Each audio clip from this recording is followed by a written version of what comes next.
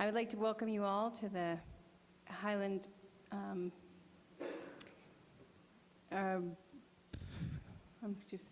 Planning Commission meeting. I'm reading regular session and that stayed in my head.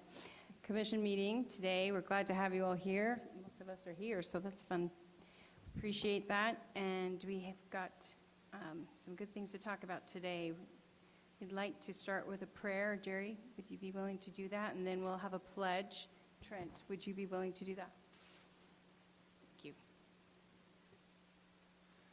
Our Father in heaven, we're grateful for all the blessings that we have, and we're grateful for the opportunity which you have to meet here as a planning commission. And we ask thy spirit to be in attendance and guide and direct us. And we're grateful for our country and our state and our city. And we ask thy spirit to be here. And this we pray humbly in the name of Jesus Christ. Amen.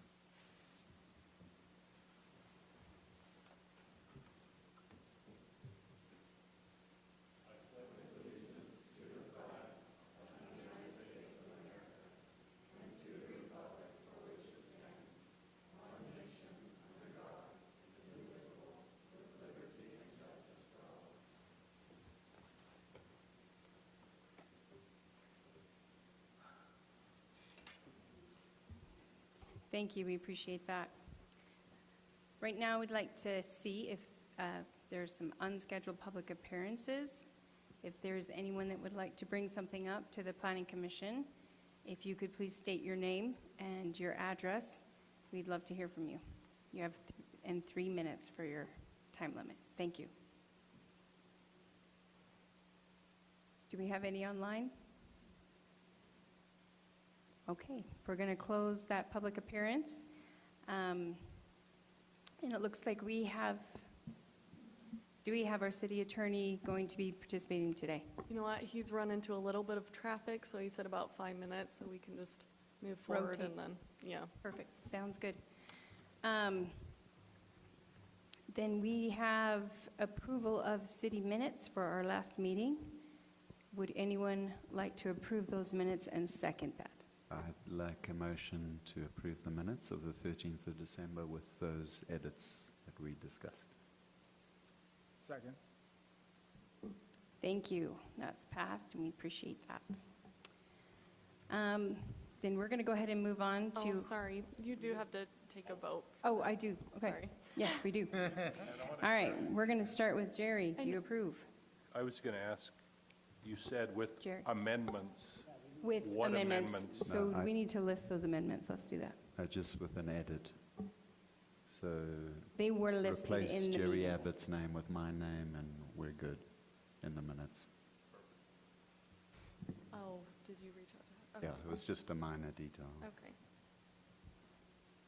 And that was taken care of just before the meeting. Okay. Then we need to see if those minutes is passed. Trent, could you give us a vote? Yes. Claude? Yes. Jay? Yes. Audrey's a yes. Yes. Chris? Tracy? And Jerry? Thank you. Appreciate that. All right. Number 4 is the public hearing ordinance, general plan amendments for the moderate income housing element proposed by the legislative body. We would love to turn some time over to Kelly to talk about that for us. Thank you, Commissioner Moore, and members of the Planning Commission for being here. All right. Like I said in the email to y'all, we have kind of reorganized this a little bit where we put the staff recommendation at the beginning. Purpose of this is just to give y'all context as far as, well, just what our recommendation is, and then we'll go through the proposed amendment and staff analysis of the amendment. So as far as our recommendation, we recommend this is an item that would require a public hearing. And then that the Planning Commission members discuss the proposed amendment and recommend approval of the proposed general plan amendment with any changes that the Planning Commission determines necessary that are still compliant with the requirements of House Bill 462. So y'all have seen this before. We've looked at this a couple times, obviously. But on the 16th, just this going over the times that this has been presented to council and their feedback. On the 16th, staff presented it as a communication item, basically just getting council's initial feedback as we were anticipating having to update the general plan, and the council just directed staff to keep the existing implementation measures or strategies that we had, but basically do the bare minimum to still meet state code. On the 6th, the council ended up approving the amendment that was recommended by the Planning Commission in the August meeting, with a minor change to the accessory dwelling unit section. And then we did submit that amendment to the state by October 1st, and then November, we got a letter or a notice of noncompliance from the state. And on the 6th, we notified the council members of this notice and notified them that we would draft more specific timelines and benchmarks in order to meet state code. I do want y'all to know that as far as the notice of noncompliance, a lot of cities in the state of Utah received it. One of the main, one of the things that almost every city messed up on is that we didn't know that we were supposed to have all of the strategies listed verbatim, like matching exactly what's in state code. There were cities that got denied because they changed the articles, like A to the in the strategy. Do you have a question? Sorry. I thought we hired two people that were supposed to walk us through this. Remember they came and presented, said what we needed to do? We had the state ombudsman So we come. stayed in compliance. Did we not use them? No, so we had the state ombudsman come. They're not necessarily representatives from the state. And I also attended a couple trainings with like the League of Cities and Towns. And honestly, it wasn't ever clearly stated that it had to be verbatim. And then that's why it's kind of like all of the cities are having to go through this amendment process again because it wasn't made clear until now, unfortunately. So now we're just doing our best to do what the state is telling us and bring it So into do we still have compliance. that group helping us or no? I guess I don't know what you're referring to outside of, You remember they came here and they did a presentation, told us what was coming, and that they were going to guide us through this process with the state so that we, the only one that I they recall even was put when the we had strategies the up the there. lady, like the representative from, yeah. so she was from the state ombudsman. And they just go through legalities of when we want to get their opinions or their advisory opinions on legal matters before making decisions, but it wasn't necessarily specific to the moderate income I housing thought they element. were going to review Okay. it to see if it complied. Yeah, no. So I guess going more into the background, sorry, I'm going to try to make this quick, it is kind of long. House Bill 462, they updated the outline strategies that were in state code, which is why we had to update this, and required that we include a timeline with specific benchmarks associated with each strategy. And then on November 18th is when we received that notice of noncompliance. After that, we as staff attended a training that was led by the state, and that's where they made it very clear that it had to be verbatim, and that they were more specifically looking for a 5-year, approximately a 5-year timeline for each of these implementation measures, with specific benchmarks associated with those timelines. There were also questions through email regarding state definitions for moderate income housing and what they consider affordable housing. I did include these in the staff report, and I just wanted to go through this really quick just so y'all understood. But as far as Utah County housing affordability, because the state definition has you base it off of the county that you're in. The median household income, according to the 2021 census, is $82,000 or $82,893 a year. And then for moderate income, they consider that 80% of that AMI, which comes out to a little over $66,000.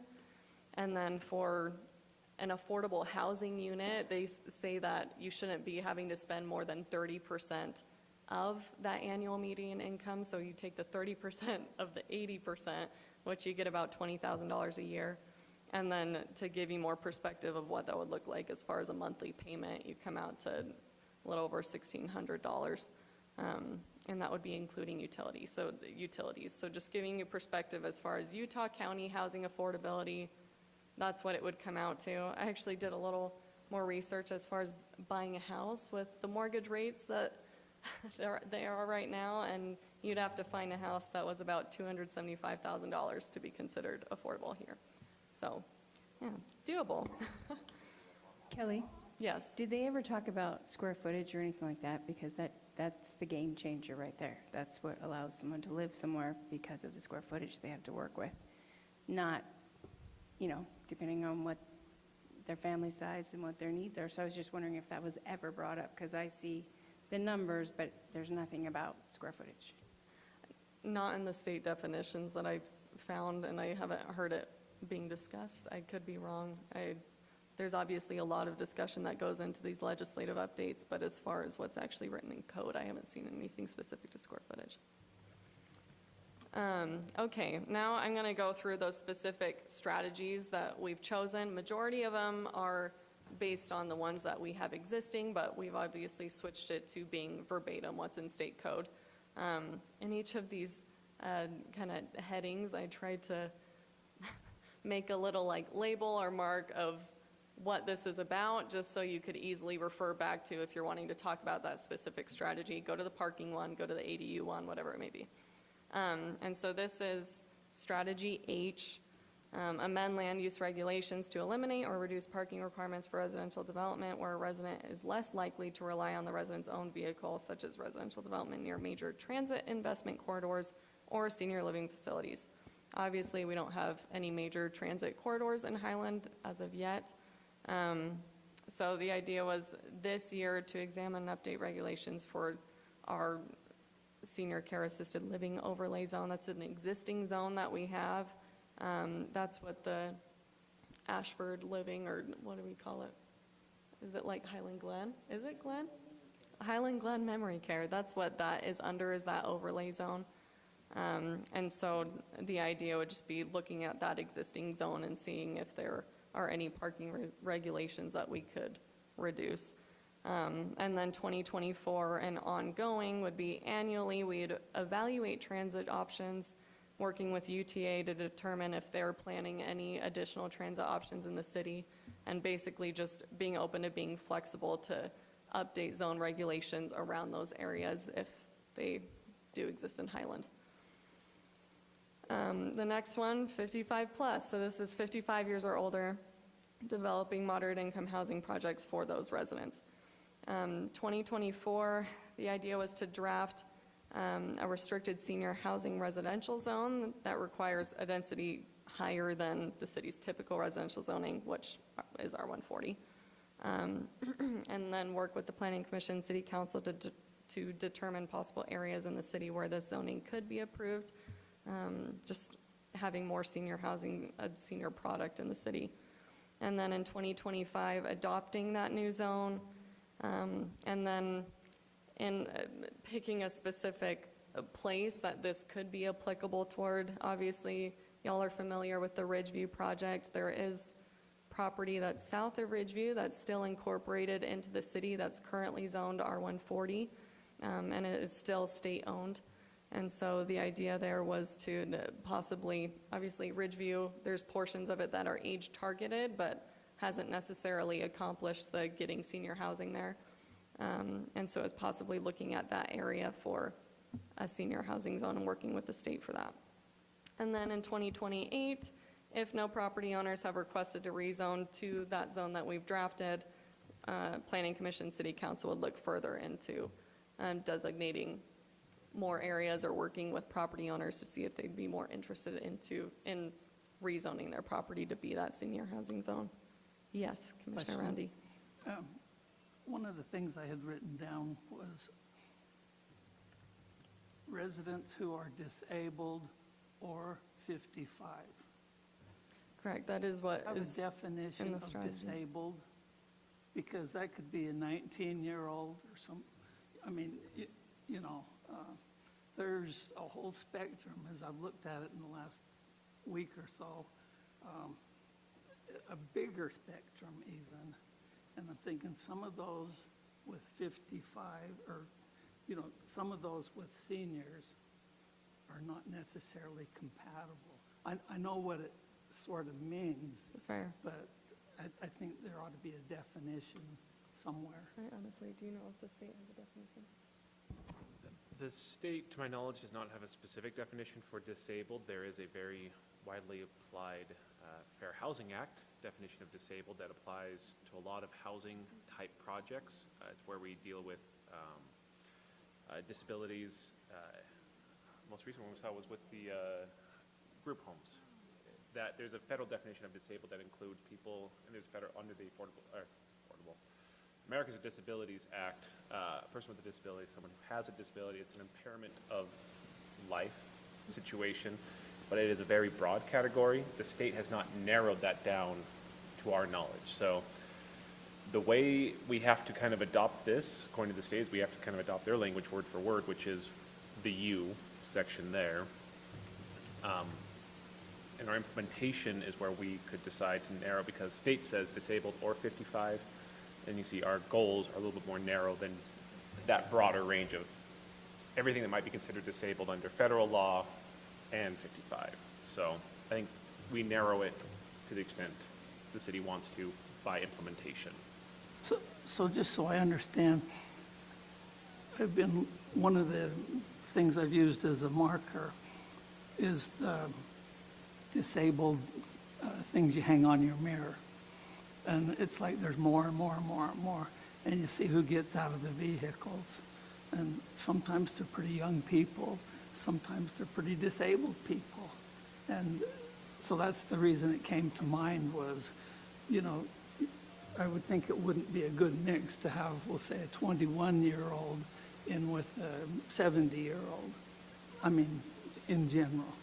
I completely agree, which luckily, because of the state strategy having or, we can choose to just focus on that 55-plus community, which that's what our implementation measures have focused on, is a zone specific for 55-plus rather than just anyone that is disabled, whatever age, you know? Yeah. But that's mainly because that's primarily what one of our original implementation measures was focused on, was that senior housing element. Right. Okay. Next, this is focused on mixed use, so that's the term for this one. Zone or rezone for higher density or moderate income residential development in commercial or mixed use zones near major transit investment corridors, commercial centers, or employment centers. This first one, 2023 to 2025, it's kind of just approximate timing, but purpose is kind of showing the state what we're doing currently. As far as the remaining phases in Ridgeview, the city would permit the remaining 425 lots for the townhomes, carriage lots, and cottage lots that have yet to apply for building permits in the Ridgeview plan development, just showing, hey, we have all these approved and we're working on the construction of these with the developers. And then 2024, this is something that we've been thinking of doing for a little while, just removing the requirement to include a commercial aspect in our planned development districts. That's a planned development district is one of our existing zonings where basically purpose of it is to create the zone. You're basically writing architectural standards, open space standards, all these requirements for this zone specifically. But one of our outlined requirements is that it has to have commercial in it.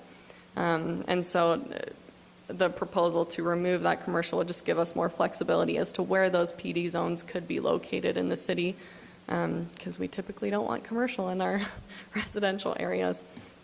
And then in 2026, working with the Planning Commission, City Council, this is a new one, to update the land use plan and the general plan to allow for higher density housing adjacent to commercial retail, C1 or commercial 1, and appropriate planned development zones. For those that aren't familiar, our commercial retail zone is Highland Marketplace. Our commercial 1 zone, there's a little bit that's on the corner of the intersection of Timpanogos Highway and SR 92, or SR 74, sorry, Timp Highway and Alpine Highway. And then C1 is also the zone with all of Macy's and that whole strip area. And then adjacent to it, we have all R140. And so it was just potentially looking at either doing PD zones or senior housing zones, just abutting that to almost like create a buffer between R140 and these direct commercial zones.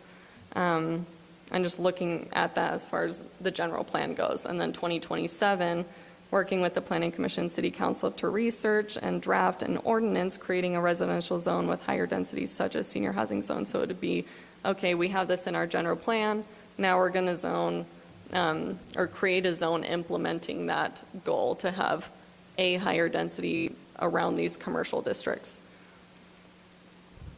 Yes. So is it the intent that by creating this higher density, we're going to hit that $250,000 mark? And if we That's a great don't, do we not, question. wait, if we don't get credit for that? Did you want to speak to that? It ain't going to This, happen. basically, the state, that's why they want these things to be verbatim. What they've explained to us is that they've done a lot of research to pinpoint these strategies that will help us get to that goal. And we have to meet their bare minimums as far as picking at least 3 strategies to meet these goals. But do those strategies have to be successful? Not necessarily, no. No parking. If nobody takes it, we still get credit, right? We tried. Yeah, so as didn't far as, work, and if we give a little higher density, which, not going to get to the price point, but we tried, one of your strategies verbatim, right. it's not going to work, but we'll get it from 700 to 600. At this point, there's no proof, we can't pinpoint or know exactly how to solve this issue, and the state's trying to come up with ideas to solve this issue. And so as of right now, we're just doing our best to comply. As long as we're trying, we're not going to be knocked, because they're not going to put a bigger restriction on us because we Correct. didn't hit that price point. We are required to provide annual reports to the state showing that we are taking trying. actions as far as like Planning Commission, City Council goes to meet these strategies that we've chosen. But that's all that we're doing. I should say, Kelly, to add to what Kelly's saying, this is what staff knows is true at this point, right? But we've been dealing with this from the state for the past 3 years at least, if not longer, 2018, right, where they said, hey, now you have to do this, oh, now you have to do more, now you have to do more. So what they are telling us is now is adopt 3 and then do annual reports on them, and we're happy. Who's to say if that's going to change, right? The state is currently in session right now, the legislature, so we're just kind of holding our breath waiting to see if anything else is changing. But as of right now, yes, we just have to adopt them and say we're trying, and that's what the state is requiring. Okay, next one. This is partnering. This was also an existing implementation measure, but basically it's working with a partner or an entity that helps us apply for state or federal funds regarding to basically finding more moderate income housing. And so 2023, I don't know if this is going to happen actually, but work with the MAG to qualify for the Community Development Block Grant to help Highland City identify regional moderate income housing priorities. And then 2024, hoping to do that comprehensive general plan update. And so update the general plan to set goals, policies, and implementation measures that contemplate those regional priorities identified by MAG. And then a 2026 benchmark. This is actually something that American Fork did, but work with the Housing Authority of Utah County to determine if there are properties or vacant land available in Highland City to develop affordable housing. Essentially what Housing Authority of Utah County will do is they'll purchase the land and they'll own it, and then they'll rent out, they'll build a development and then they'll rent out units at a subsidized rate to provide for that moderate income housing. Is one of those over there by Kohl's, in the middle of that It's- shopping district? Oh, A gosh, big Andy giant- showed me where it is. I know it's like right off of a major street corridor. So there's Highway 89, and then back by the Target and the movie theaters and everything, they've put this high-density apartment building in the middle of all the shopping. Oh, those are probably I was nicer than what curious. this is. It's, They don't look that nice. The one you're it's talking just, about is over by Walmart. these were Below built maybe Walmart. like 6 years ago, I think. But it's usually a smaller, modest project, but I honestly don't remember the exact location. I could find it for you later, though. And then E, this is for the ADUs, create or allow for and reduce regulations related to internal or detached accessory dwelling units in residential zones. The idea for this was 2023, include in the city's annual survey to all the residents a question to gauge support for detached accessory dwelling units in residential zones, see how the residents of Highland actually feel about that if the city were to go that route. And then 2025, review those results, and then if there's significant support for detached ADUs, work with the Planning Commission and City Council to update the development code to allow for them. And then if there is not significant support from the residents, we would look at our existing ADU regulations and see if there are any ways that we could reduce them. This last one, this is new. So this is strategy N, basically implement a mortgage assistance program for employees of the municipality, an employer that provides contracted services to the municipality, or any other public employer that operates within the municipality. Purpose of this one, if y'all aren't aware, we have about 2 Highland City employees that actually live in Highland. And we have a lot of public work staff that are all on call that have to commute from wherever they're living. And so the idea would be giving them more of an opportunity to benefit the city and having them closer to home, basically. So goal for 2024 would be working with the mayor and council to determine what that assistance program could look like and where we would possibly get funding to fund that. And then work on drafting that program, and then 2025, hopefully, adopt the mortgage assistance program for the municipal employees and then include that in the budget. Like I said before, state requirements, states requiring that we provide a minimum of 3. Technically, right now, we have 6. And then they state if you pick at least 5 strategies, it can qualify a municipality for prioritization of states like transportation investment funds and ARPA funds. And then the other requirement that the strategies must be verbatim. And then timeline and benchmarks must be specific and follow about a 5-year timeline. And then, like I said before, we are required to still provide annual reports. I fill those out and send those to them annually. So And the then staff that's, want 5 or 3? we provided 6 just to give y'all some flexibility. You want 5 or 3 at the end? I guess that would be up to Planning Commission, City Council.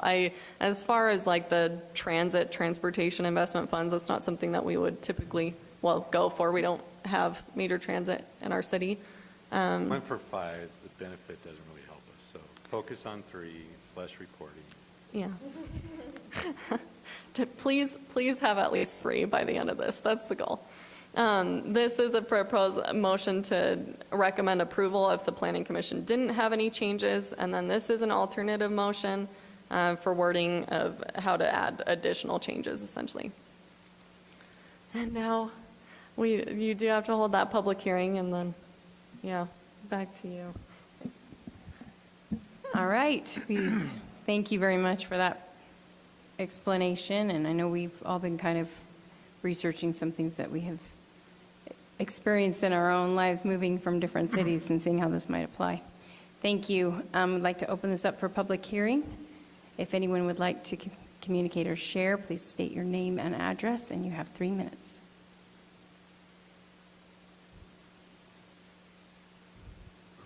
Okay, we will close the public hearing, and we will open it up for discussion amongst the council and ask any questions that might need to be asked.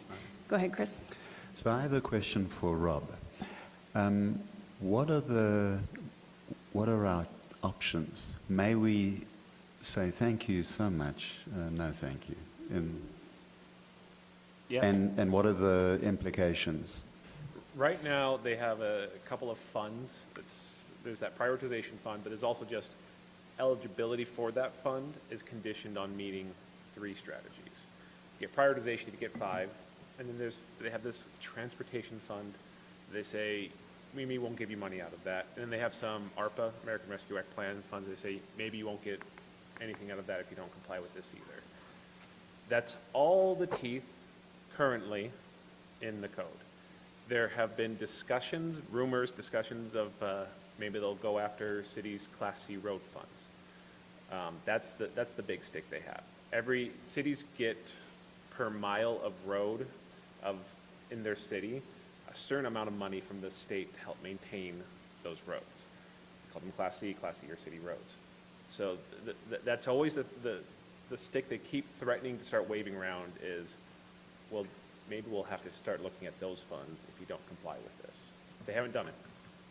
We don't know if they will. Right now, they might take away some funds that we probably aren't going to go for anyway. Thank you very much. Can you clarify that? I heard maybe might, but can you give me, we're going to lose $1 or we're going to lose $5 million or nothing? Right now, we would not lose anything. There's no financial implication. Okay. In the future, that may change, Potential, and we yeah. could lose a lot. We don't know. What is the annual amount that we get for that fund? Class C road funds? No? $1.1 million, something like that? Ish. While I'm looking that up, from a staff perspective, our recommendation is going to encourage the Planning Commission and the City Council to play nice and to follow the rules. Because of the potential threat that's there, I mean, I don't need to tell you that over the years, these past few years especially, cities' land use authority has been whittled away by the state. And I can only see that continuing, and the more cities they have to point to that say we're not participating, the more they're going to do that. So our recommendation is going to be to find 3 that you like, or that you can live with, and adopt those. But I'm sorry, I'm still looking that up. Okay, so I have a comment. I was looking up, since our last meeting when we run this whole thing through, I made the comment, well, what if we just tell them poke it in their eye? That was a bad thing to say, but that was how I was feeling at the time. I still feel that way, but I thought, I'm going to look up exactly what if that happens. Or what if we decide, let's go with the 6, and, you know, both us and the city council were seeing eye to eye on that, and for the good of the city. And so I thought, okay, what are we going to lose? And what I found out is we're going to lose some UDOT 2005 funds. And heaven forbid, we could lose some COVID funds for next year. And that's in the letter from the state. So that's the big hammer that they've got over our head. And so as I was looking at this,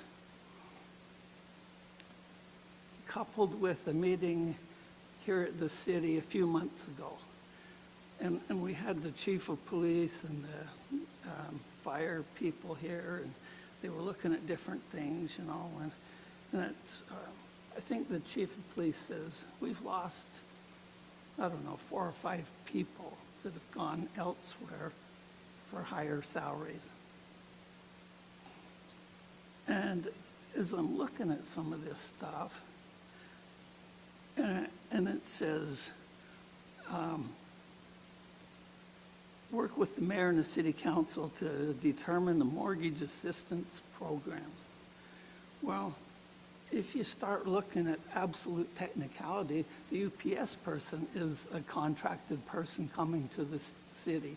All the people that work on the streets and landscape and stuff, you know, we could be funding 10 universities.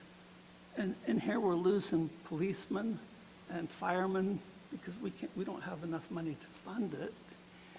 And so I'm feeling like, okay, mom says I can't go to the show, let's go ask dad. Because we could lose some UDOT funds and a COVID fund, but on the other hand, are we going to have to fund universities and things for other people when the resources need to be right here in the city? And so the part that I followed that up with as I was reading through this about 100 times was on February the 19th, 2008, this is pretty much a quote, we had in our plans to adopt guidelines based on the residents' opinions and perceptions of the community character. And so I guess I'm okay going down the trail, but I think it was under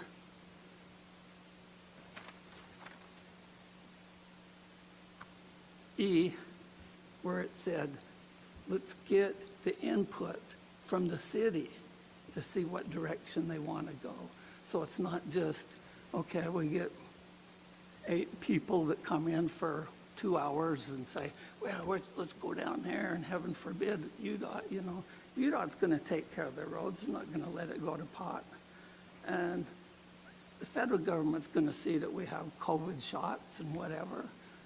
I think we need to let the city and the citizens have input, and then with the Planning Commission, working with the staff and the city council, keep going that direction and not be buffeted, by the high altitude winds.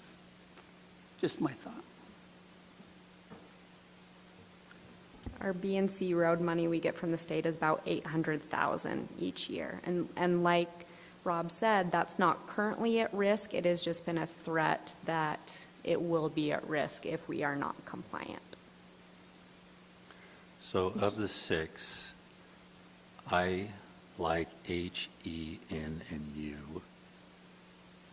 So if we're narrowing this down to 3, those are the 4 that I gravitate to. And I gravitate to U, E, and F. Okay? I will write these down. Yeah, write them down. I'm keeping track. So I have H, E, N, and U. Yes, And got only it. and I'm fine if any 3 of those, like, And if I knew more about what the definition of municipal employees included, I may be interested in N, so. I think we could probably define that if we do. If we defined that, No, I mean, if we go that route, we could define it as we. right. So then N might be an option for me too. Tracy, what do you think? Not to belabor. Yeah, I have 3 thoughts all at once on how to make them work. First is, I don't understand the number, meaning the 1658 is completely unrealistic and it's not going to happen, so the whole thing. Can you get a little closer to your mic? It's a bit of a farce on its face, right? Because the goal is not reachable in a community like this unless we have the worst recession we've had in 100 years, right? So that's kind of stupid in a way. So that bugs me. The second thing, my go-along nature, which is my nature, would be to find the 3 that are least onerous and then try to be good boys and girls, as you suggest. My third is, I'm a little concerned about the principle of the state continuing to dictate to local municipalities, and if we just play nice all the time, because who's doing this? At the end, I assume it's the legislature, and we need to move out our legislators if they're going to continue to encroach on local things. So on the principle of this, I'm fairly disturbed. On the practicality of it, going along with 3 of these that are least onerous is not all that challenging, right? And may never lead to anywhere, and it's certainly not going to lead to the stated goal of $16.58 a month. So the whole thing is confusing. So I'm somewhere between 2 and 3. At one level, I want to send a message. On the other level, I like to play nice. So those are my thoughts. So can you tell me the letters you would like me to put down? I didn't get that far. I'm okay with Okay. Chris, what about you? So when it comes to just being practical, the ADU one, that's easy for us to do. The E? No, AD, Yeah, accessory it's the letter dwelling E. units. Okay, sounds good. So E, The mortgage income one is probably going to cost a fortune, but to me that seems like the easiest one also to fudge. And then, no, I mean, let's get real here. I am opposed to anything that would allow people like me that are considering buying 20, 40, 60 acres to suddenly go, cool. Let's see. You couldn't even, maybe you could take half of a studio apartment and then cut that in half and sell it for 250 grand.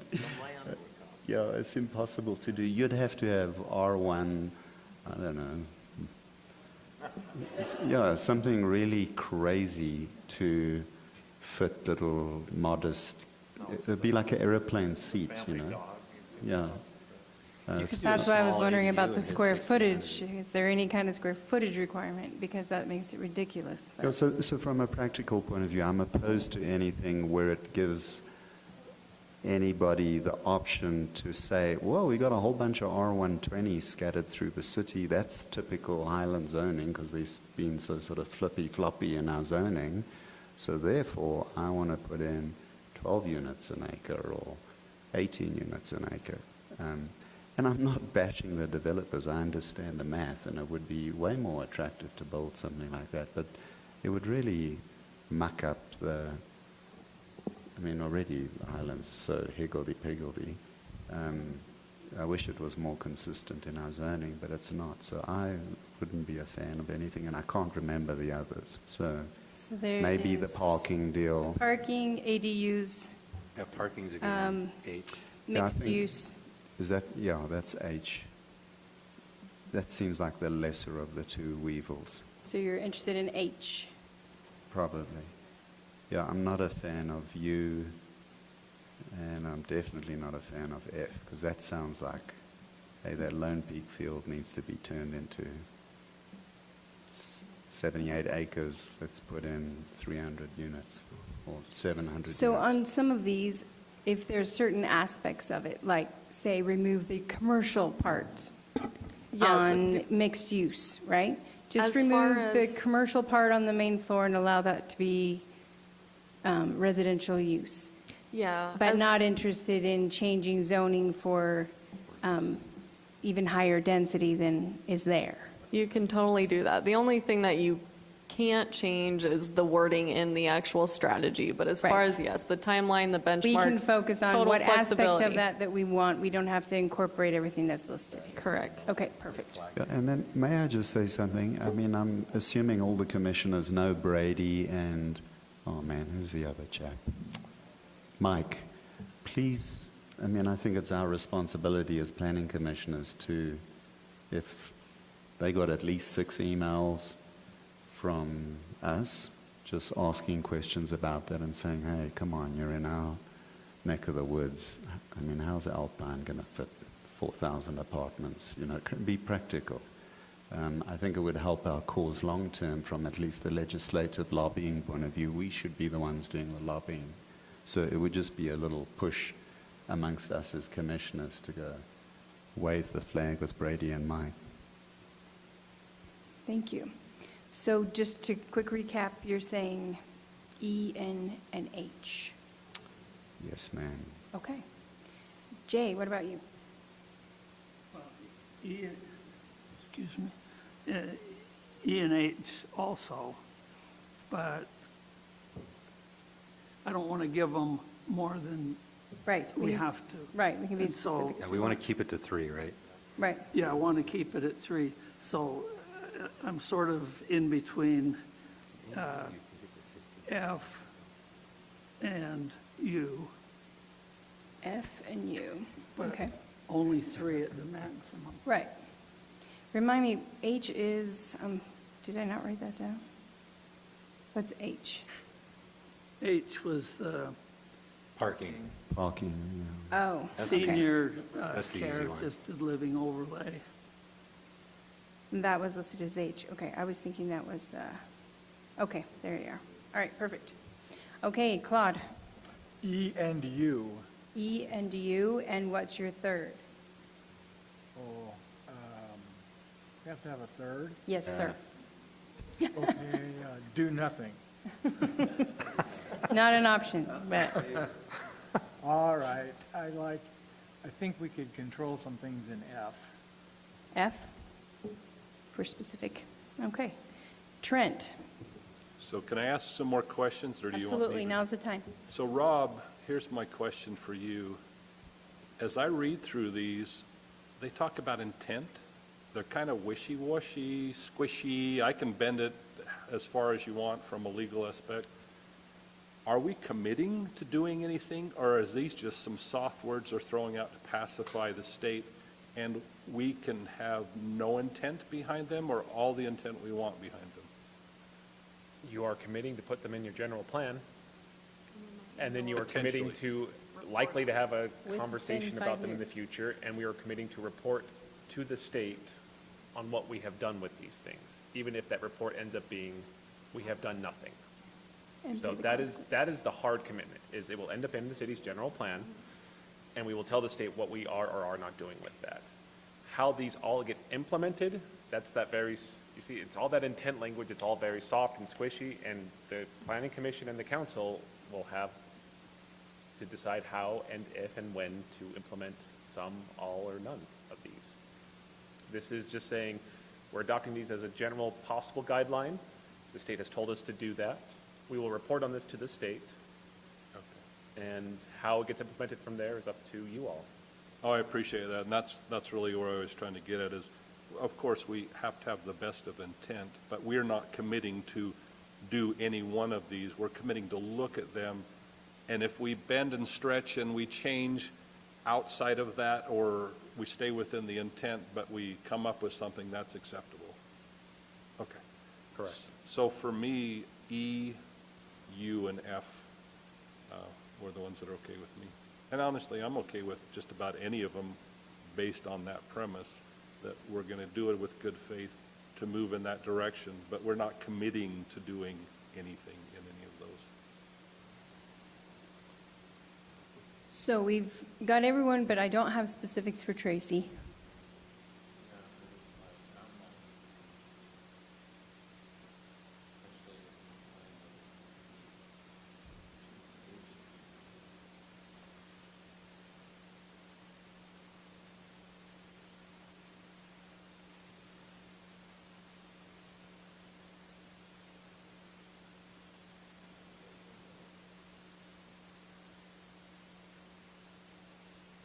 Okay.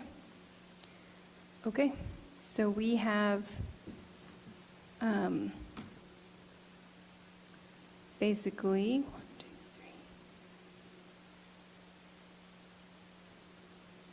3, 3 H's, 1, 2, 3, 4, 5, 6, 7, 7 E's. E is the ADUs. We have, let's see, F's, we have 1, 2, 3, 4 F's. We have 1, 2, 3, 4 N's. We have 1, 2, 3, 4 U's. And let's see, what am I missing here? I don't think we had a lot with, nobody said O. Am I missing anything? Is that what you had? Okay, so Yeah, okay, that's fine, yeah. our tops are E, F, N, and U. E, Oh, and H. F, N, U, O, H. There was Sorry, I counted 1, 4. 2, 3, 4 H's, Okay. yes. 4 H's. So there's 4 fours. And F. There's 7 was the top, which is, or E is the top. And then there are 4 N's, 4 H's. Did I write that right? No. 4 N's, 4 U's, and 4, what did I just say? 4 Fs and 4 Hs. Yeah, 4 F's, 4 N's, 4 U's, 4 H's. So E is the primary. What do you guys think about So F if I had- and U and H? If I had to push against one of them, it would be F, because even if we gave higher density. F, which is mixed use. With higher density. Mhm. Even if you gave higher density, it's for sure not going to make it, and the citizens don't want higher density. So that's one that I don't think we should move towards, because one, I don't think the citizens want higher density, and two, it's never going to get in the price point. So that's. In the out aspect ones- of commercial use, though, if you were just to accommodate removal of commercial use, what's your thought? Well, if the density size-wise is the same, and it's just filling in the commercial, I'm open to that. Because I That will would be tell you, my only that commercial consideration. never works. So it'd be more like keeping these top two benchmarks and then removing the other two. Sorry, if you look at the PowerPoint, I'm Which one? Oh, okay. sorry. So, oh, just removing the, well, but that one has to do with it too. So it'd be keeping the top two, removing the bottom two. Yes. And I'm on Jerry's side of the fence when it comes to anything that touches density or allows the camel's nose into the tent to make, you know, My only thought is those commercial on the main floor are empty almost all the time, so they might as well be housing. But you could also just say, but it has to be identical to this, right? Could we also just say no commercial, and they just have the same density, but they just don't have to do the commercial? Because we had a project over here come through, and that was one of the results was. Right. You don't have, if the commercial isn't used after a certain period of time, you don't have to build, or something like that, rather than just say, just. Isn't delete that the commercial, Christensen's but keep the development density. that's trying to incorporate that? Yeah. Yeah, so the plan developments, as far as like the commercial aspect, yeah, 10700, you have the commercial aspect that's going to be right off of Alpine Highway. Ridgeview, you have Costa and Arby's and commercial around there. These Toscana are not a planned development. It's part of a, like, in the town center, it's a specific mixed-use allowance. So it wouldn't be applicable in these, but, I mean. But for anything else that's being developed out in Ridgeview, and anything that goes in, what do we call the Longhorn property officially? Yeah, long. What do you call that? We just all call it the Longhorn? Calls it that, Okay, yeah. that property. So anything that were to come in there, you know, wondering how this might apply, so.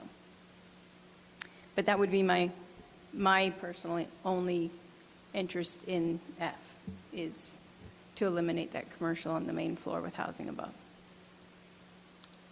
I'm just wondering, do we have to move on 3 of them at the same time? Yes. That's the idea, yeah, working on 3 strategies. What would be the 3 easiest to combine? That's what we're trying That's to what we're figure out deciding. right now.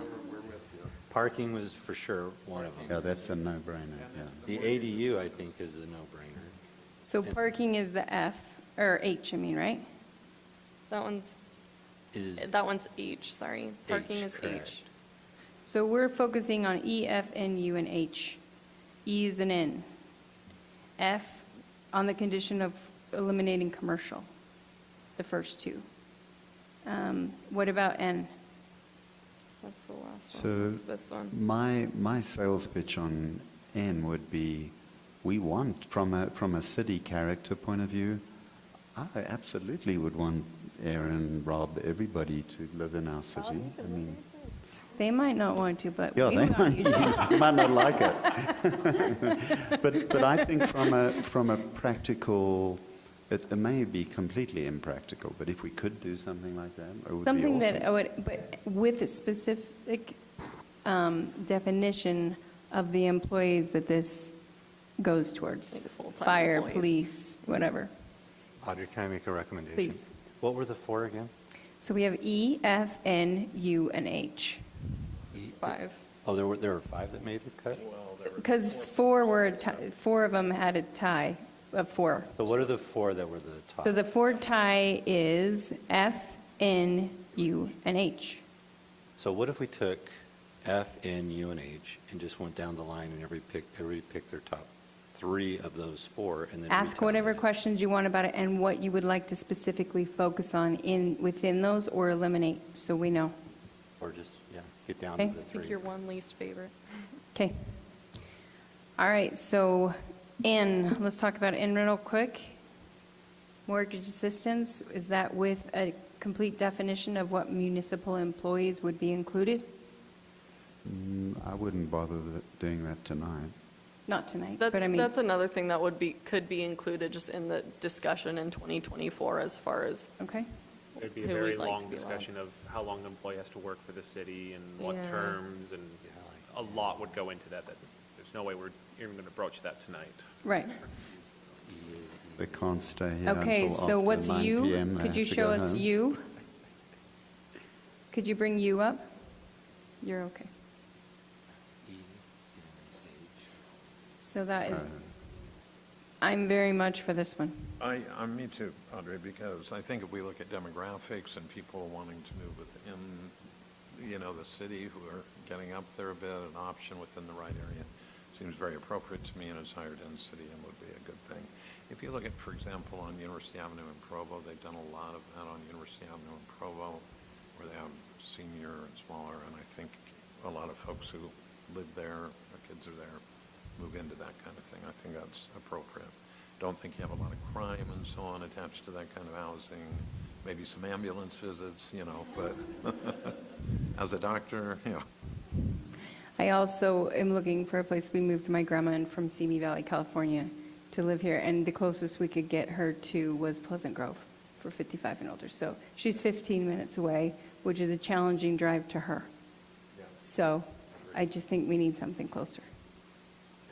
So I have a counterpoint to that, and I think, once again, I'm the anti-density guy, the bad guy. But if we do ADUs correctly, at least where I come from, they use the term granny flats, which is probably not really appropriate, but homes that have little detached cottages or Mother-in-laws, attached, yeah. mother-in-law apartment type of thing, where you can actually probably hit that rent number. And you can also have, when we become old fogies, if we don't want to mow the lawn and do the snow, we could move into the granny flat and have our kids come and take a mortgage and live in the great and spacious building and all that stuff. So I'm just thinking that we don't necessarily need to commit to diluting our density and having, 700 little studio apartments shoved into one place that messes up the feel of the city. But I'm not opposed to the concept of and amenable to having retired folks here. My only interest in you is the 55 and older. How do you guys feel? I haven't heard anything. That was my first choice. We could, sorry, just to address the density concern, we could, for the 2024 one, just remove the phrase that requires a density higher than the city's typical residential zoning. So it's just, we're still looking at doing a restricted senior housing zone, but it's not tying us to making it more than R140 or which. And we can change the way that's said without getting penalized? Yes, because that's Okay. one of the benchmarks. This is just Okay. stuff that Perfect. I wrote. Okay. So You'll allow us to amend you? I'll allow you to amend. Please do. Okay. So that's you, and then one more review of H, so everyone's understanding H. Parking. What I struggle with on H is, it's not going to do anything. And I meets the have requirement. frequented many of those types of facilities, and I can never find a place to park. I have to actually park down the road, off the curb. They are already short on parking now. So to me, it's disingenuous to even offer that because it's like what, wasteful. Yeah, I totally agree with that. If anything, it's a problem. You end up on the streets and around the corner and everywhere else. So I guess if the goal is to do nothing, maybe that's an appropriate So H is selection. a But that doesn't seem to be high non-impact. integrity, in my opinion. Yeah. Okay, agree. Any other thoughts? Okay, so we agree with E. Commercial aspect on F, that's kind of what we talked about. N is Mortgage assistant. mortgage assistance. And U is the 55 and older. All right, so we'll just count E as in, because we're going to talk a lot about ADUs and how those are used, and the fact that there's 1 trillion of them in our city anyway, unaccounted for, that we might get more public opinion about, which I think is important. I hope you guys do. That was just my opinion. But, so, F, N, U, and H. We're going to revote on those. I'm going to put those and circle what you've got here. F, N, U, and H. Jerry, what do you think? So I'm sorry, we've all agreed on E then? Yes, we all agreed on E. Okay, then I like N and H. E, N, and H. Okay, Tracy, what are you thinking? So I have E, Mhm. N, I'm sorry, I'm trying to remember H. Like you said. H was the no impact parking thing for seniors. I'm not fond of that. I would say N, and which one is I that? think you like that U one. That's the one that was developed moderate, 55. Yes. Is that the one you were saying? Yes, I'm definitely in favor of U, not H. Okay. So E, N, and U.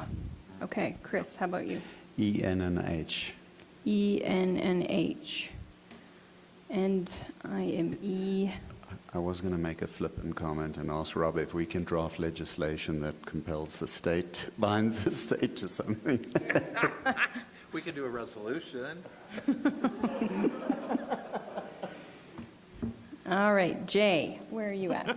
E, F, Audrey, and what did U. you pick? Sorry, Audrey, can you Audrey, say what'd yours you one pick? more time? Mine is E, N, and U. Okay. J is E, E, F, U. E, F, U. Claude? E, F, and U. E, F, and U. And Trent? E, U, and F. E, F, and U. I refuse to say it Trying that way. not to do that. Be careful. E, U, and F. Okay. All right. Okay, I guess clarifying the U one, do y'all agree in removing that higher density phrase?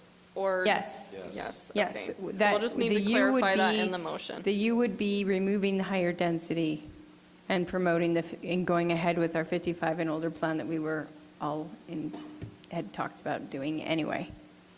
Right. Right. To clarify. Because it, that's it something we can actually show the state that we're moving on and doing. That will give us some credibility. Well, and if I read this right, you're considering that for the property that the state now owns, is that what it says within that? Which makes, from a location For the point of state view, a lot property. of sense to me for a variety of reasons. It's along a major thoroughfare, for a lot of people attracted near the temple, on and on, right? Straight down from the hospital That's true. and all the medical areas, which is important to them. So what's the tally? All right, so we have two, Tracy, you were E and U. So we have 2 H's and 1, 2, 3, 4. Oh, Trent, I messed yours up. I wrote over myself. Tell me what you said one more time. U and F. That's right, because I messed it up because I had to scratch it out. U and F. Thank you. All right. So we have 2 H's. We have 1, 2, 3, 4, 5 U's, and 1, 2, 3 F's. There you go. So E, N, and U should be majority if y'all E, are N, sticking and to U 3. is the majority. There you go. With the one change of the density. Yeah, that's just, And the whoever U- ends up making the motion, just to make it clear that what the U strategy to remove that higher density phrase, Remove and I can read that again. Higher density, and the N was That with employee assistant. specified municipal employees are, right? which is for another day. For another day. Kelly, would you mind just showing the you, the Yeah, you just- know what? This is probably a little easier than going from slide to slide. This is you. So idea would be to remove this phrase. Yeah, spot on. That's great.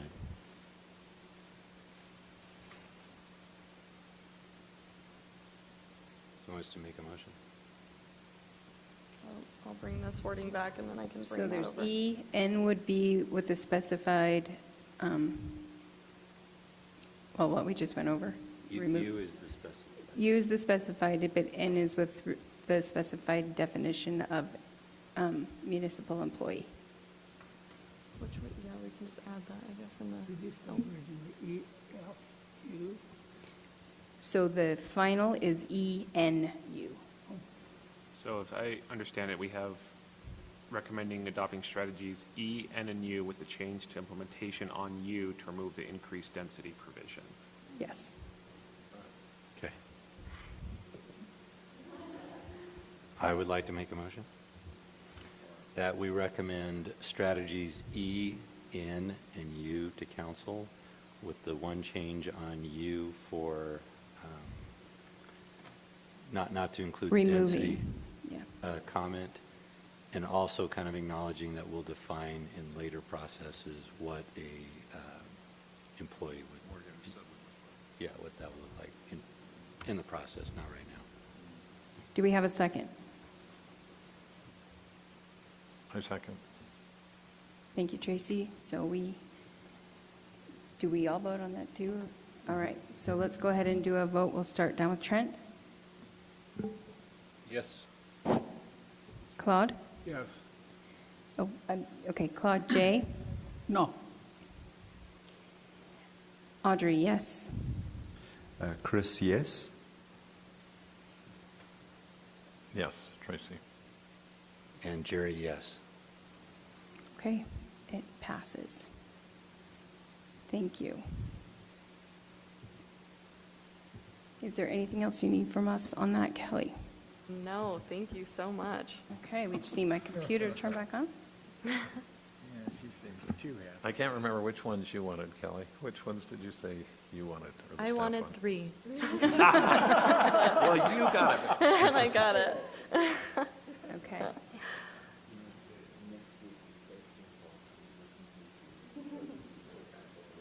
And then Commissioner Okay. Moore, we can either jump move on back to training or Let's move on jump back to whatever. the training with Rob. Thank you. We'll turn the time over to Rob.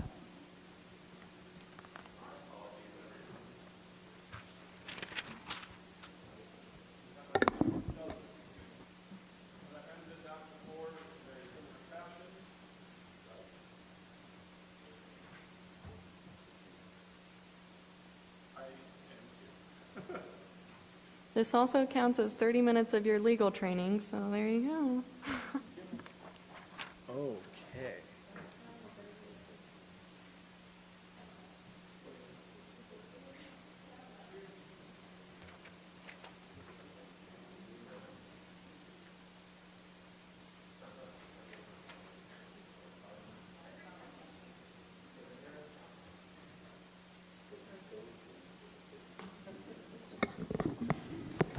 Thank you, Planning Commission. As you, I believe, all of you have been through this before, but as per state law requires, you're all supposed to be trained at least annually on the Open and Public Meetings Act. This is the state law that governs how you, as a public body, get to conduct your business, take action, make recommendations, and all the fun stuff that you get to do as a commissioner. The Open Public Meetings Act is a state law. The guiding principles are simply that you are supposed to take actions openly and also conduct deliberations openly. So 2 parts. Both the discussion and the action are supposed to be open. And then we get into a lot of details about meetings, quorums, notices, records, and the like. Fortunately, we have great staff at Highland, so a lot of those details get handled for you without too much work. The major things that you need to be concerned about, aside from the kind of guiding principles of being open and transparent with the public, is recognizing when you're actually holding a meeting and how you are conducting that meeting. So a meeting is any group of a quorum of you. A quorum means a majority of voting members, so 4. If 4 of you meet together to talk about public's business, meaning you want to talk about the city's general plan, or a zone, or something, a development, that constitutes a meeting, so you can't do it unless you go through this whole rigmarole and have a notice, and we go through this process. That said, a meeting does not include if you run into each other at the store, at the park, at Highland Fling. Chance and social gatherings are not meetings.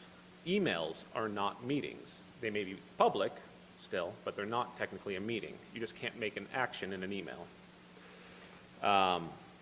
You can do site visits, you can do closed sessions, you can do a lot of tours. Those are all still part of your meetings. So I once was a appeal authority down in Woodland Hills. I was hearing a variance, and I did a site visit as the appeal authority. So I took the public who was all there. We all traveled down to the person's house and looked at it. You can do a similar thing with a development. You just have to give notice to the public, say, at this time, we're going to be actually not in this room. We're going to be visiting. You're welcome to come with us if you'd like. With meetings, all meetings are open to the public, unless a 2/3 vote, so a supermajority of you, vote to close the meeting to the public. Pretty rare for the Planning Commission to have to close something to the public. Usually this comes up for, state law has very specific reasons why you can close a meeting. The one you'll probably deal with is either maybe a land use transaction, might be one. More likely, it might be a litigation matter. Say we have a very controversial project, a rezone, or some development agreement that's maybe going awry, and you need to weigh in on it, and you'd like to get some information and background from legal counsel beforehand. We can talk litigation strategy and potential litigation matters in closed session away from the public. Other than that, generally, you're going to be acting out in the public with your vast audience that you always have during your meetings. As you have done already tonight, you have public hearings, which are a little bit different than public meetings. Public hearings are where the public is specifically allowed and must have the opportunity to stand up and comment and address you as the kind of governing body. Not everything you do has to have a public hearing. For you, that's mostly going to be code amendments and zoning type things. We also do it for plats, for your enjoyment. So when you have a public hearing, the public has the right to speak. You can generally limit by content and time for reasonable manners, but they have the right to speak. For everything else, it's just a public meeting, meaning they can sit there and watch, they can record, they can take notes, but they don't necessarily have the right to participate in the meeting itself.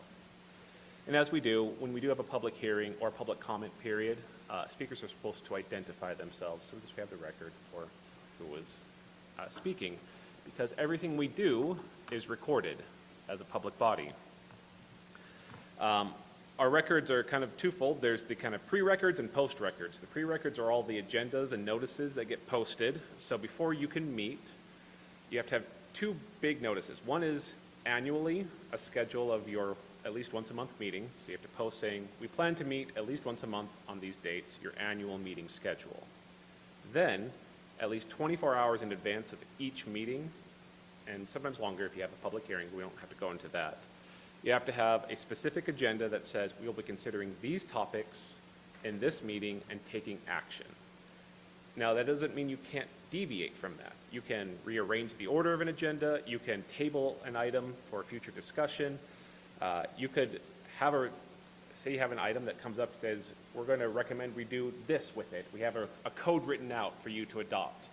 And you all decide, we don't like that. You can completely change what it did, what we have proposed or what was discussed, so long as you stay within the realm of what was on the agenda. So if we proposed a model home code amendment, as you're about to see here, and you decide, you know what, Kelly, we actually love having lots of conditional uses in Highland City, so we're going to add 3 more related to model homes.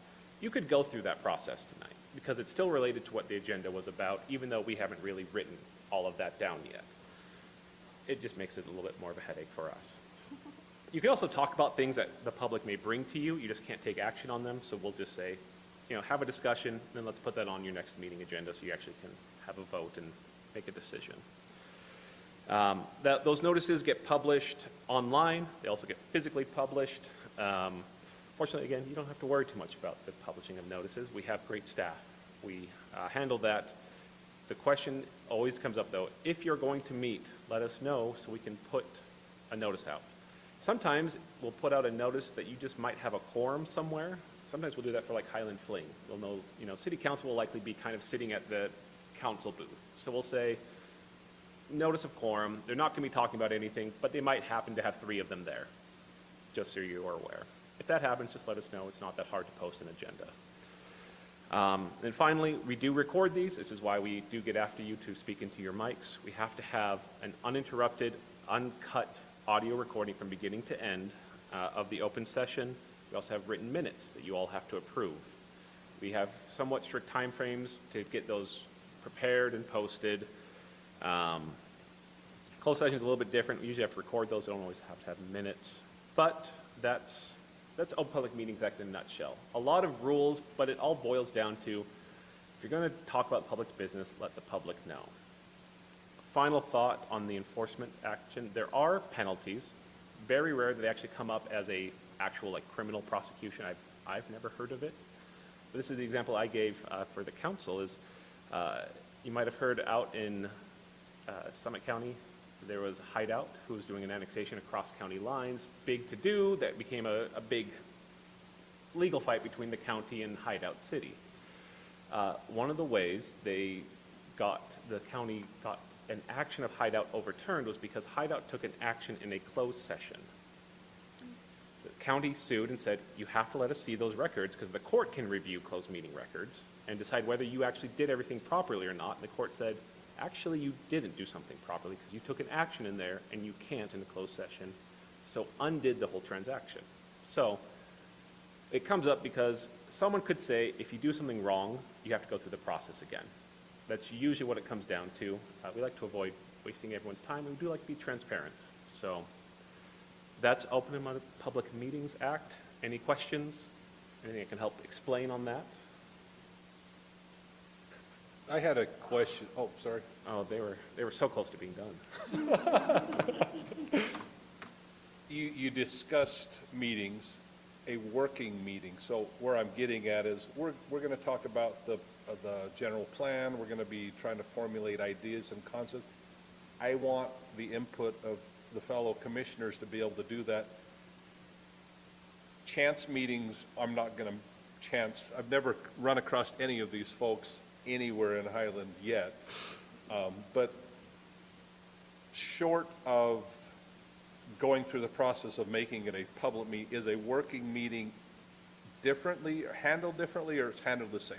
A work session or a work Yeah. meeting, it's considered just a meeting. Okay. So Usually same this means rules. we have it on the agenda just, discussion, general plan, and maybe we won't have a lot of items on it, maybe, I'm going to take an action, but it is a meeting, and that's part of the conducting your deliberations openly, is we post that so the public can come in and watch you have those long conversations, and even if, maybe they won't participate, but they can watch you do it. So with council, we'll have often budget sessions, and again, you're all welcome to come to those. We'll actually sometimes, set up tables out here to make it a little more informal, because we're not really engaging with the public so much as we're just having a conversation. The public's allowed to watch and listen, but it's more for the interaction between the public body, not between the public body and the public.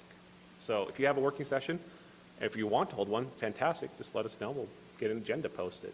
But three of You us can even could hold a meet- retreat. Three of us can meet at any time if we Three of you want. can meet at any time, not a problem. You can hold a retreat, we just have to post a notice, and if you hold it at a cabin somewhere, public might show up to it.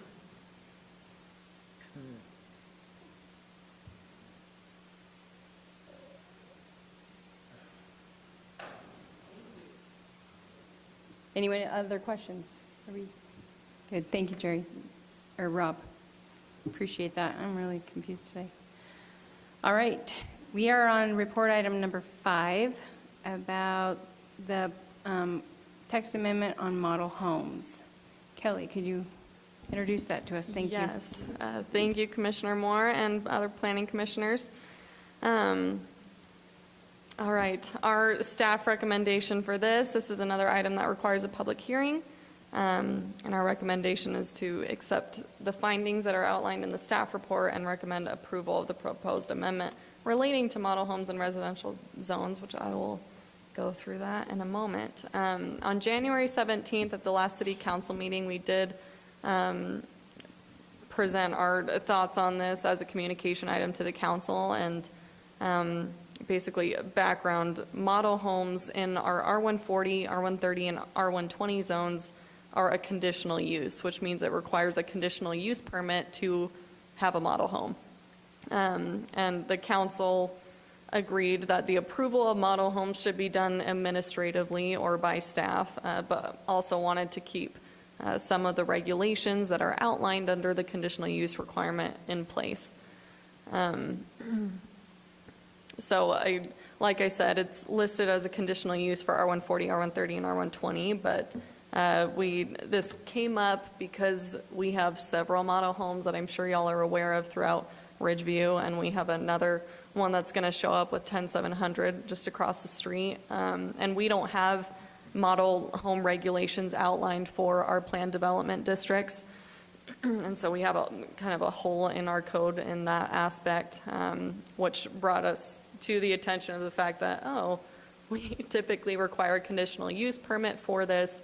Is that how we want to go about it in requiring a conditional use permit for our PD zones, or do we just want to make this a permitted use under certain regulations?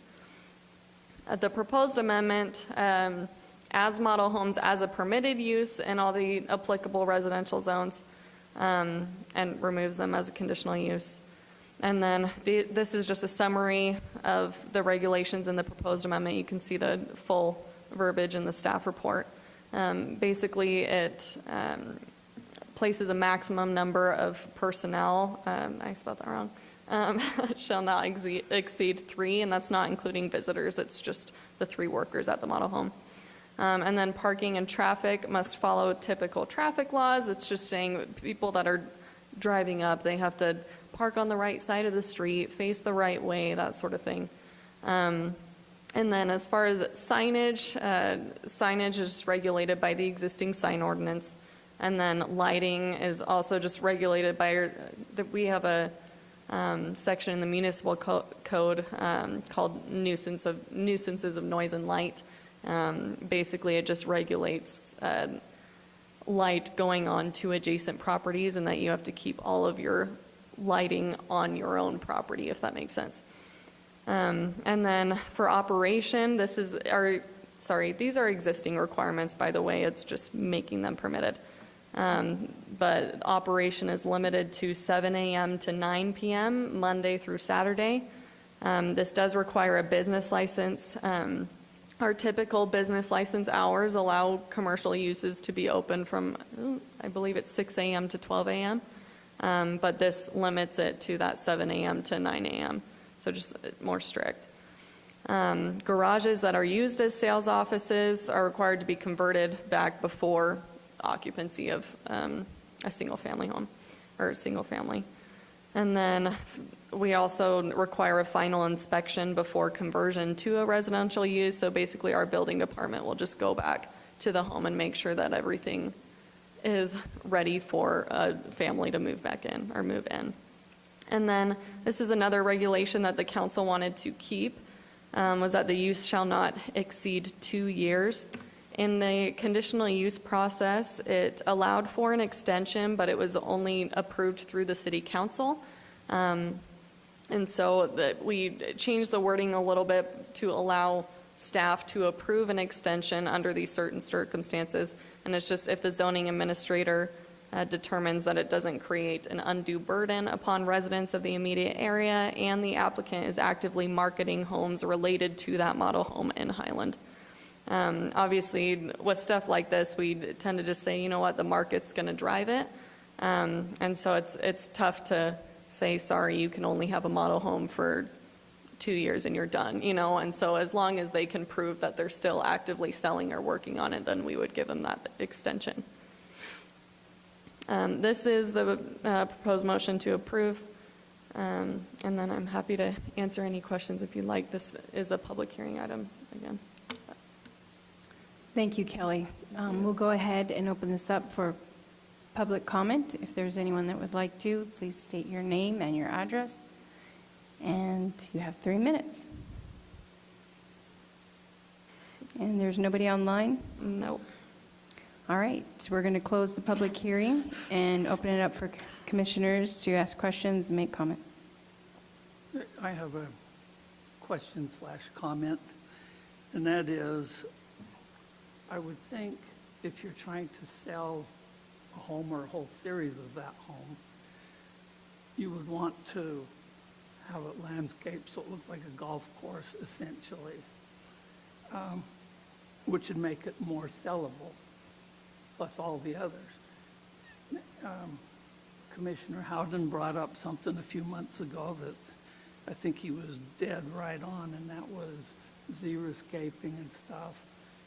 So I could see where somebody wanting to sell a house might install it with a zillion trees and things in the park strip and that, so it looked great on day one. But it wouldn't be water wise at all.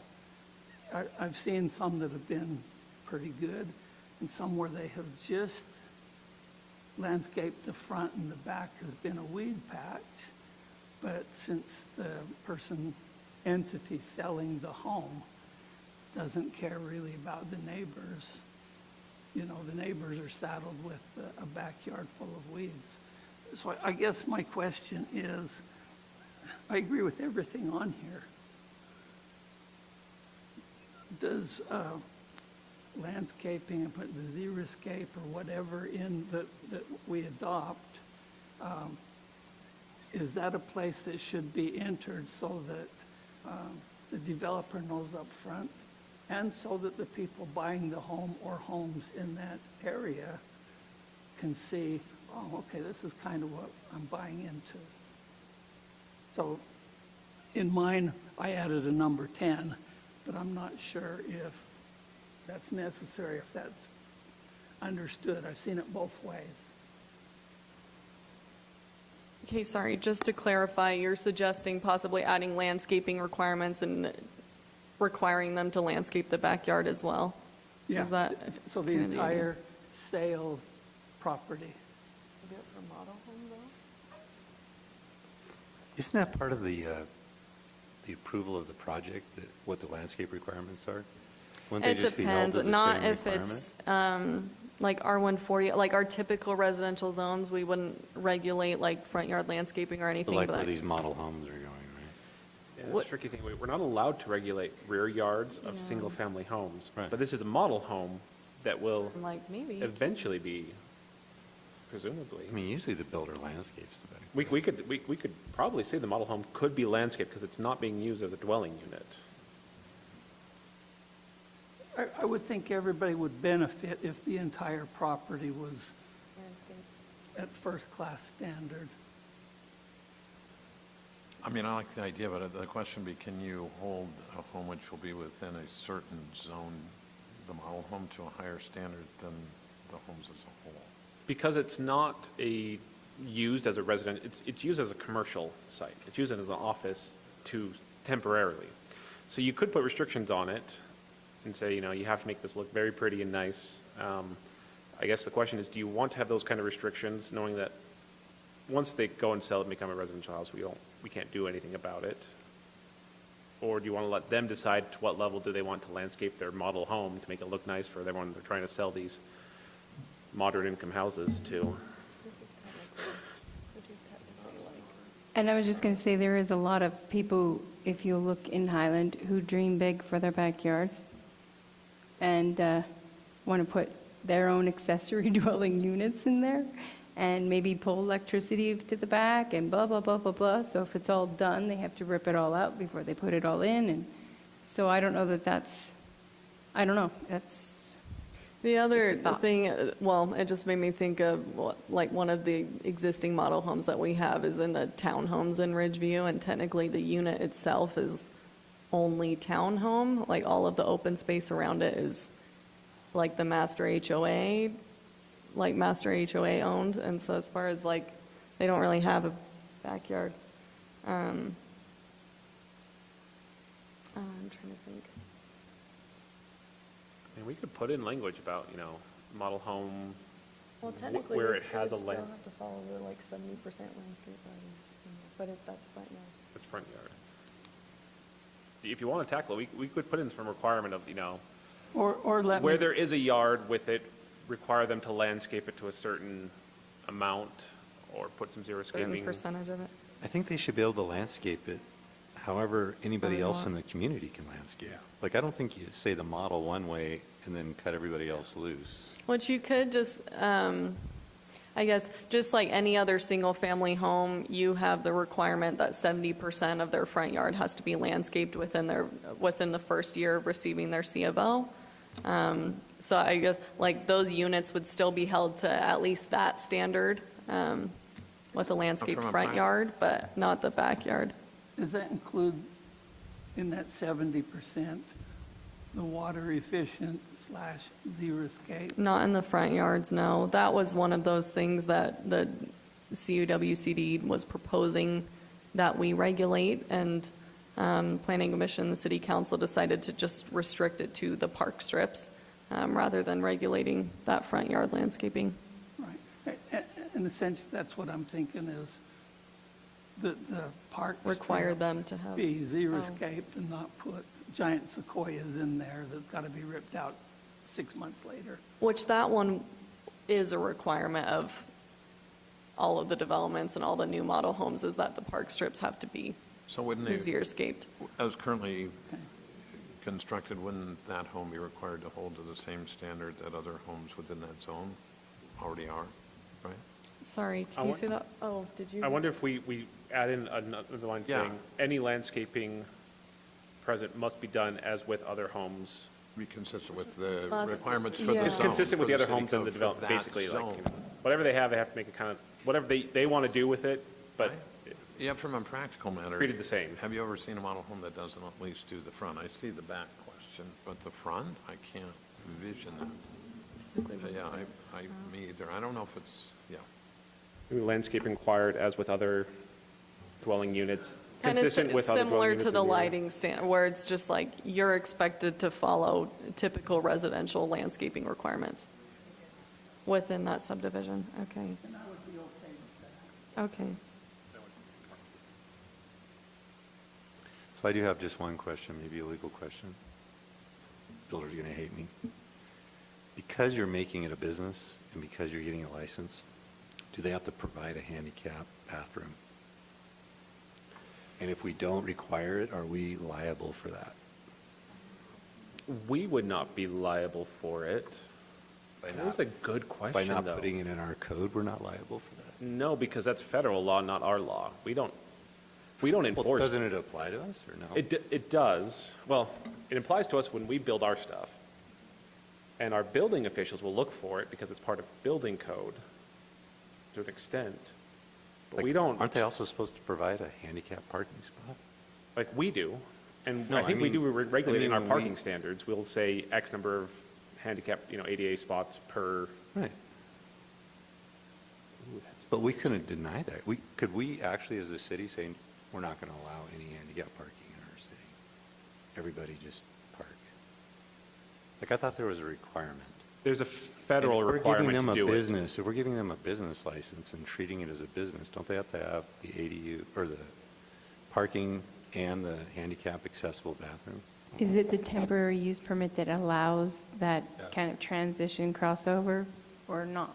It's just in some, actually, all cities that I put models in, I had to go put a I was handicap. going to say, I think actually because it becomes a business, And I had to they put would be it held in to the a commercial house. site standard, So which I is put the it in the federal garage. ADA, all sorts of clearances and door openings and, Yeah, I just haven't seen, well, they didn't require it throughout the house, but they did require the bathroom, and they did require the Yes. parking. usually you have to have a floor accessibility. Especially if you, actually, I think it was only if you converted the garage or something like that. I didn't know if you knew if that's something we had to put in here. If we don't, that'd be great. I mean, I'd say leave it out. I will say, I don't usually see cities regulate it because they usually just say talk to an engineer who knows ADA and then do what the ADA says, you know, and then they go through the commercial site standards and, I just wondered. yeah. I would love it if it's not. So removing it from a conditional use, did the conditional use allow you to do that bridge of the year to 2 years? Or does it not apply? Yeah, it had a maximum of 2 years, and then it had an extension process where the city council would have to, they could approve 1-year extensions up to 5 years. I'm sorry, that's not what I was intending. Oh, sorry. What I was You said referring 1 to to is 2 what years. Jerry's comment. If it was a conditional use, did that ADA not apply because it's just a transition type thing? And the action of us taking it out of a That's what conditional use, Candace told me. now we're putting ourselves in what Jerry's describing. I just think don't want we've us to always be- required them to get a business license, so that's not really a new requirement. We've just never spelled out whether, you know, they have to meet these ADA requirements. I don't think our building officials do they even inspect for that? No. Like I said, we get a fire inspection in them, but not. Interesting. That's a really good question, and I feel bad I don't have a better answer for it. Just a thought.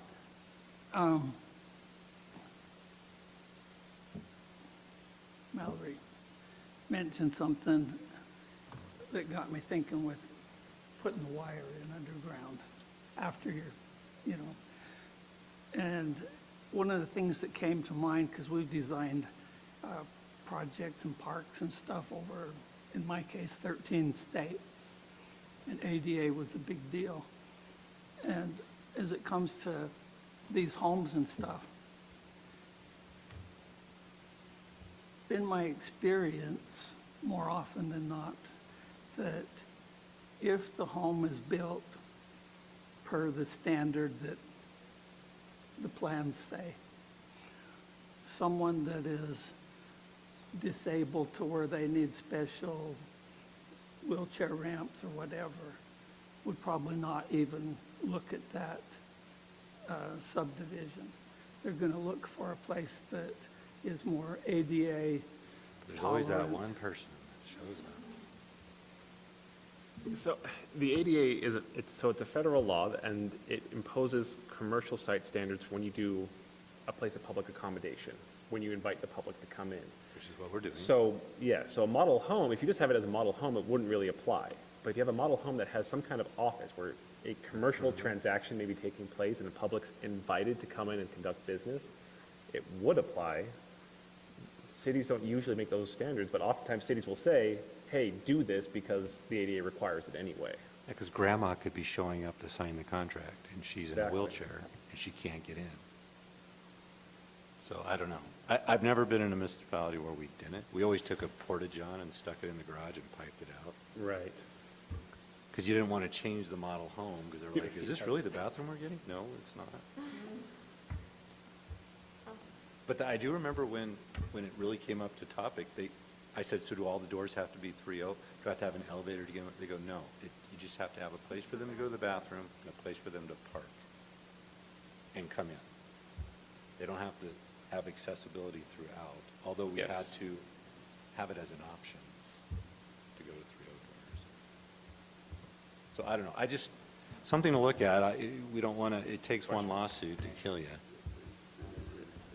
So my suggestion is we consider approving it, and you research that in between now and the city council. If we have to amend, then amend. I just had one other question. Why do we lay out requirements that are already in existing law that we don't need to address, like parking must follow? Why do we add all those extra things? Is there a requirement? Is there a need? I don't understand that. It's more of honestly just to clarify, just because if someone's doing a model home, all they're going to look at is this model home section. And so it's just to clarify, hey, you're expected to still meet these standards, even though, like, just, yeah, it's just covering our bases. Okay. I was just trying to get, are these things we've experienced that have been problems with model homes, or just as you described, we're just reminding you of the law? It's basically just a reminder. And these were the ones that were reminders in the existing code. Okay. Do you also allow them to take an empty lot next to the model home and convert it to a parking lot temporarily?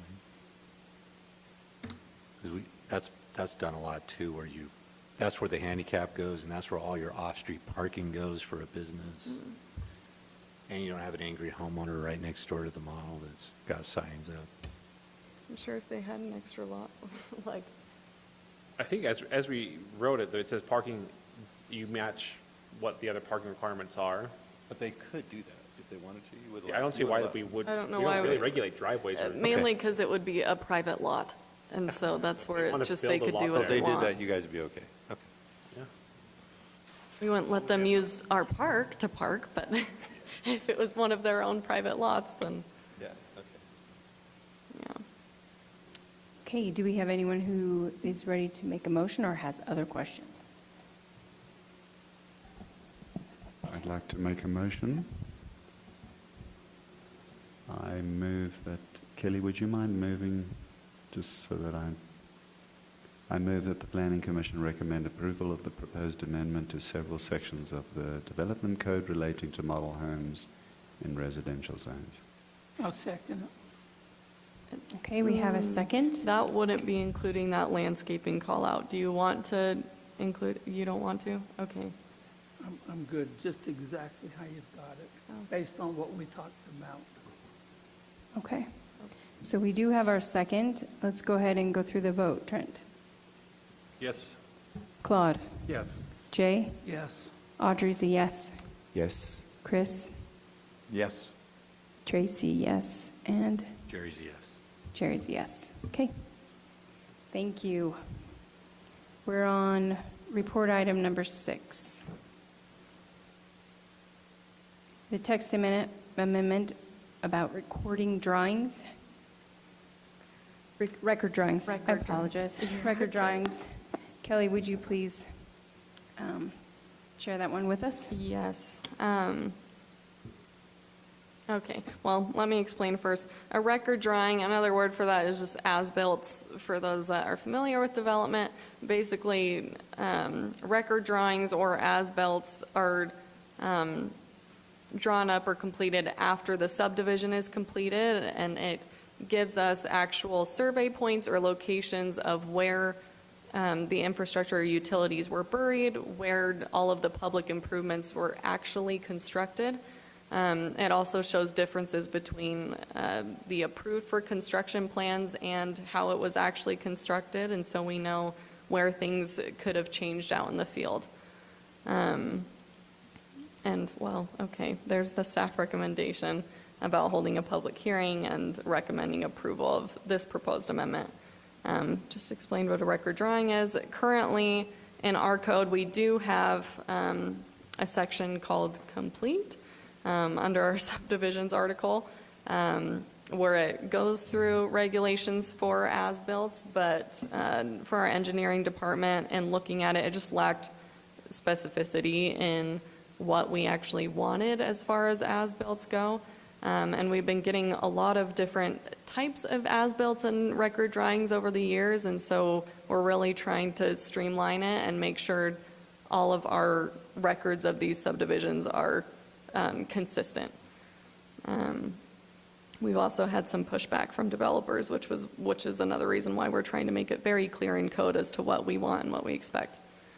So these are what we're proposing to require. Basically, it's a PDF showing the improvements installed per the approved for construction plans marked as AB. So everything that wasn't changed, they just mark it as AB, as in it was like as built. It matches what was approved for construction.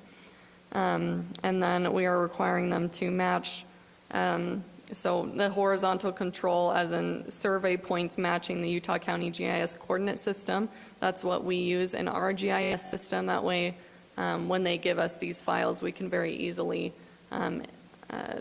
import it into our GIS.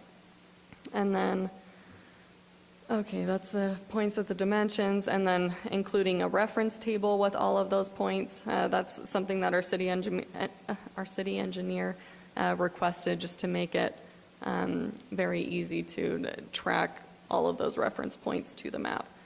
And then the survey points shall be from open trench or pre-burial conditions. That way you don't have someone putting the infrastructure in, covering it up, and the surveyor saying, it was about here.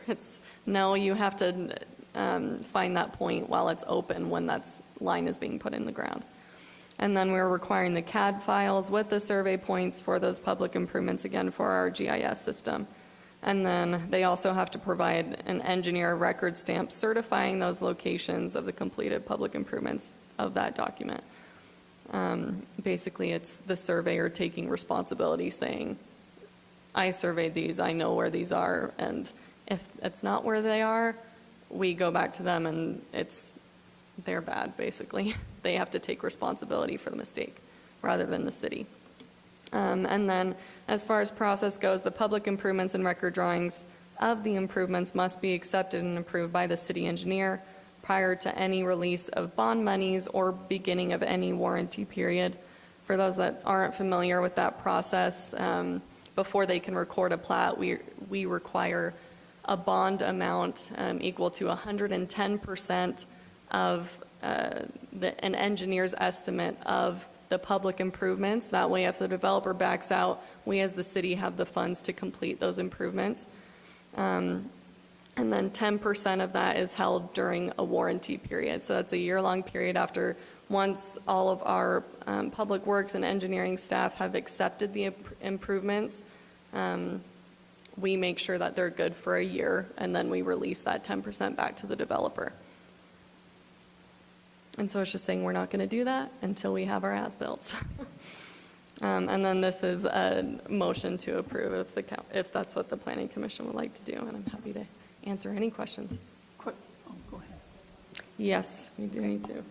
So thank you, Kelly. We're going to open this up for public comment, and if you would like to come and speak, you can state your name and address, and you have 3 minutes. And I'd like to close the public hearing and open it up for council comment and questions. Go ahead. Comment. If on occasion the survey will be off so the traverse doesn't close exactly, and it's submitted, so everybody had good intent, but if accepted and approved by the city engineer, so down the road, somebody sticks a backhoe in there and pulls up something bad. Based on it being approved and accepted by the city, does the city gain ownership of that problem, or does it stay with the original surveyor who made an inadvertent error? Ultimately becomes the city's problem. I mean, they can stamp it, but the problem is they buried a sewer line at, 5 feet off. We didn't realize it. Someone goes, digs it up. It's going to be the city's problem. I mean, we're not going to be able to go after a surveyor or a developer who's now been gone for 5 years. Right. It's our property at that point. They've turned it over to us. We accepted it. We'll have to figure out how to manage it. Okay.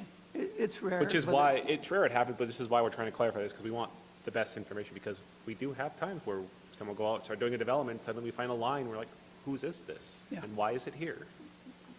Is the developer pushing back because you're requiring the open trench survey? It's actually just pushback on actual survey points.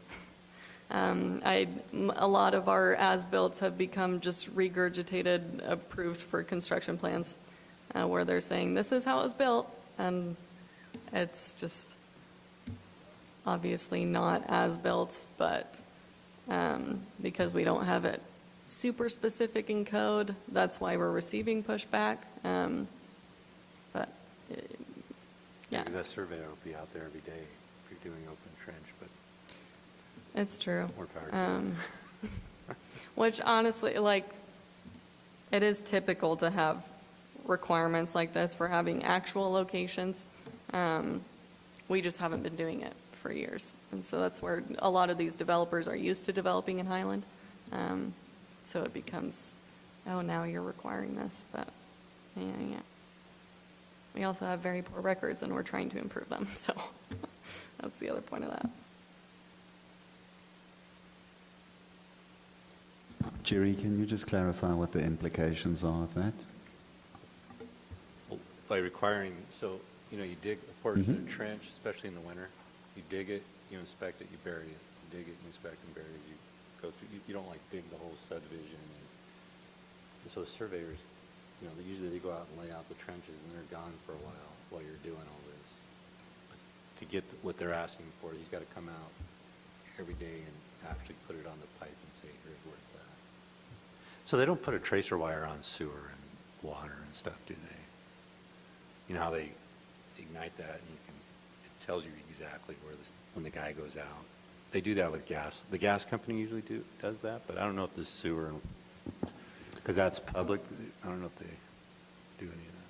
I don't know if we do it. I mean, I guess the developer probably could do it and might give enough information. Maybe if they had the option to do the wire versus the constant. I'll tell you from recent personal experience, the answer is there may be a water line there, but we don't quite know if it's there or not. Schrodinger's water line. That's kind of the question I had is, what's it, in the long term and the liability aspect, is it in the city's best interest to do it themselves and charge the contractor for that service to be provided by the city versus what you're describing? Because I'm with Jerry on this. Nobody wants to do that, and it's really, I'll hand them an as-built, mark it, move on, and I'll never see them again. Yeah. I was going to say, yeah, it'd probably be better if the city did it all, but I don't think they're going to want to wait for our surveyor to, 3 months from when they want to bury the pipe. Yeah, sorry, you can't have to wait for us to be available. So I think that's, this is what Andy, the city engineer, recommended in terms of language, so. So currently don't have the equipment to do that, so.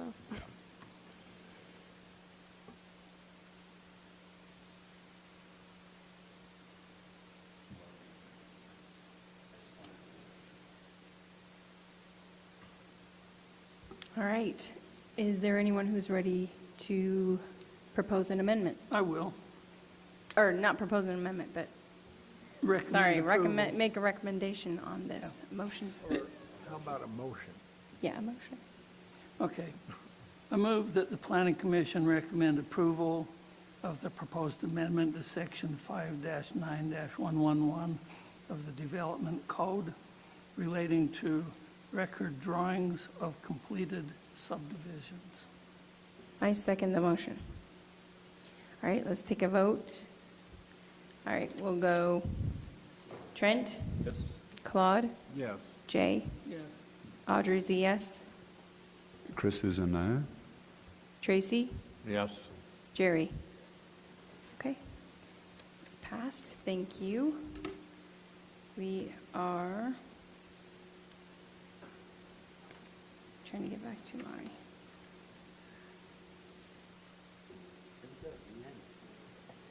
I forgot the future meetings slide, but Okay, you can go over those if you'd like. Oh, it looks like Heather has a. so do we need, yes, Heather? His was a yes. Jerry is a yes. Okay. So there isn't anything else we need to discuss, Kelly, is that right? Outside of just future meetings, which our next one is on February 28th for the Planning Commission. Thank you. Yeah. And city council will be on, The 7th and the 21st of if any of February. us would like to attend and follow up, and that's something that we could talk Always about in welcome to. discussion time. So, anyone would like to make a motion to close the meeting? Motion to close the meeting. I move that the planning, okay. So we make a motion to close, I second it, And then you, and we'll vote. Aye. Aye. Yes, yes, yes. Aye. We are closed. Thank you.